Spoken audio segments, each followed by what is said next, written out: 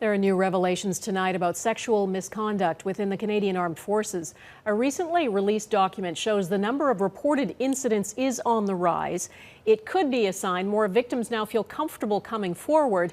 And as Mike Le Couteur explains, the problem may be more extensive and more well known than some in authority are willing to admit. My office was aware of the minister's direction to the Ombudsman. For the first time, the Prime Minister admitted that back in 2018, someone in his office knew the Defence Minister was dealing with allegations facing the country's former top soldier. Previously, the Prime Minister's office repeatedly told Global News they had no knowledge of the allegations. Former military ombudsman Gary Walborn told a parliamentary committee he tried to show evidence related to the allegations to Defence Minister Harjit Sajjan, but he was instead directed to the Privy Council Office. Trudeau maintains he and his office only knew about the process, nothing more.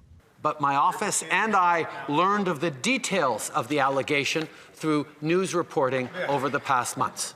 Still, knowing there were allegations about former Chief of the Defence Staff, General Jonathan Vance, Trudeau and his office gave Vance a raise in 2019. Now, it comes as documents show an increase in the number of reported incidents of sexual misconduct in the military over the last 2 years.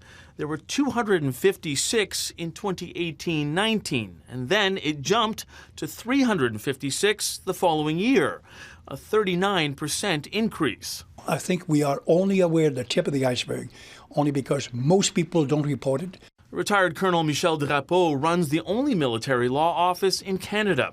He says the system of reporting misconduct is broken because it's dealt with by the military, leaving victims with no other option.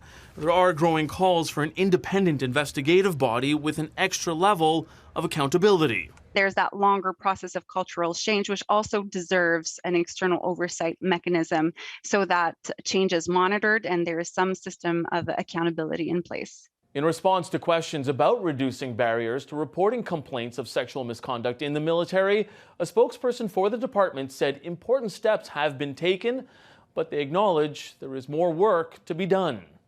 Donna. Mike Le Couteur in Ottawa, thanks.